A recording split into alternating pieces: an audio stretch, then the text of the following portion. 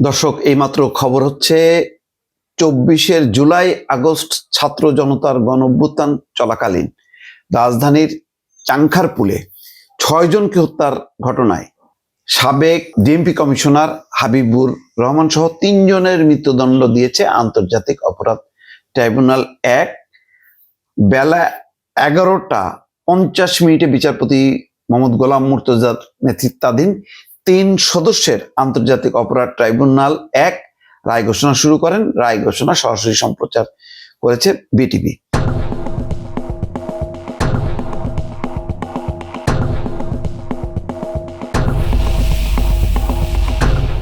এখানে যেই খবর ইতিমধ্যে এসছে তাতে দেখা যাচ্ছে যে হাবিবুর রহমানের পাশাপাশি যার নাম এসছে যুগ্ম কমিশনার সুদীপ কুমার চক্রবর্তী এবং রমনা থানার এডিসি শাহ আলম আক্তারুল, এই 3 জনের মৃত্যুদণ্ড। আর পুলিশ কর্মকর্তা ইমরুলের 6 বছর কারাদণ্ড। শাহবাগ থানার সাবেক ওসি তাকে আরশাদ হোসেন 4 বছর কারাদণ্ড দেয়া হয়েছে। এই হচ্ছে বিষয়। দর্শক, অনেক আগে বলেছিলাম এই যে হাবিবুর রহমান অত্যন্ত ঠান্ডা মাথার খুনি, বেশ আগে বলছি আমি বিভিন্ন সূত্র থেকে খবর পাইছি এবং সারা দেশে পুরো নেটওয়ার্কটা, সম্ভবত হাবিবুর রহমানের বাড়ি গোপালগঞ্জে, ঠান্ডা মাথায় সারা দেশের পুলিশ কর্মকর্তাদের কে কোথায়, কে আওয়ামী লীগ, কে কোথায় মানে স্বার্থ, সব কিছু এই সিন্ডিকেটটা এই হাবিবুর রহমান মেনটেন করতো। সে মানে বেশি ফোকাস না হলেও আভ্যন্তরীণভাবে অত্যন্ত শক্তিশালী ক্ষমতাধর, যিনি সরাসরি শেখ হাসিনার সঙ্গে যোগাযোগ রক্ষা করতেন এবং শেখ হাসিনাও এই ডিএমপি কমিশনার হাবিবুর রহমানের সাথে কথা বলতো। এবং বাংলাদেশের অতীতে গুম, খুন, হত্যার অনেক ঘটনার নেপথ্যে আছে এই হাবিবুর রহমান।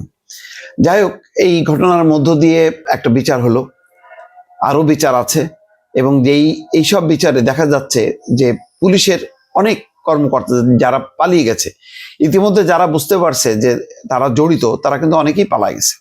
এই যে হাবিবুর রহমান সহ যাদের, সুদীপ চক্রবর্তী বা ওসি আরশাদ, সাবেক এডিসি শাহ আলম আক্তারুল, অধিকাংশই কিন্তু নাই। আমি জানি না মানে কর্তৃপক্ষের হাতে কয়জন আছে, আটক আছে কয়জন, ফলে এরা পলাতক, নিরুদ্দেশ। এই অবস্থায় তাদের দণ্ড কার্যকর হয়েছে। হয়তো কখনো তারা আটক হলে সেটা বহাল হবে, আর যদি রাজনৈতিক পট পরিবর্তন হয় তারা বেঁচে যায়। আসলে যারা হত্যার শিকার হয় সেটা তো আর ফেরত আসে না, বিচারটা হয়। সেই বিচারটাও দেখা যায় যে নানান রকম রাজনৈতিক টানাপোড়েনের মধ্যে দিয়ে শেষ পর্যন্ত কাঙ্ক্ষিত লক্ষ্যে পৌঁছায় না। তবে এটা ভালো যে এই বিচারটা হওয়া দরকার। এই কারণে বিচার যদি না হয় তাহলে বাংলাদেশের যারা সরকারে আসবে তারা কিন্তু এই পুলিশ, আইন শৃঙ্খলা বাহিনীকে হত্যাযজ্ঞে তারা লিপ্ত হবে। এখন আইন শৃঙ্খলা কর্তৃপক্ষ তারা কিন্তু নিজেরাই বুঝবে যে 15 বছরে তারা যেভাবে উপরের নির্দেশে তারা আইন নিজের হাতে তুলে নিয়ে যেভাবে লঙ্ঘন করছে এবং অন্যায় কর্মকাণ্ড করছে, ভবিষ্যতে হয়তো তারা সেটা করবে না, তাদেরকে দিয়ে সেটা করানো সম্ভব হবে না। তারা রাষ্ট্রের আইন অনুযায়ী তারা চলার চেষ্টা করবে। কারণ কোন দলের ক্ষমতাকে দীর্ঘায়িত করার জন্য হত্যাযজ্ঞ, অপরাধ, এই কাজগুলো করবে না। এটা দরকার ছিল, এই জন্য বিচারটা খুব জরুরি। সেই বিচারটা দেরিতে হলেও শুরু হয়েছে, হয়তো সামনে আরো হবে।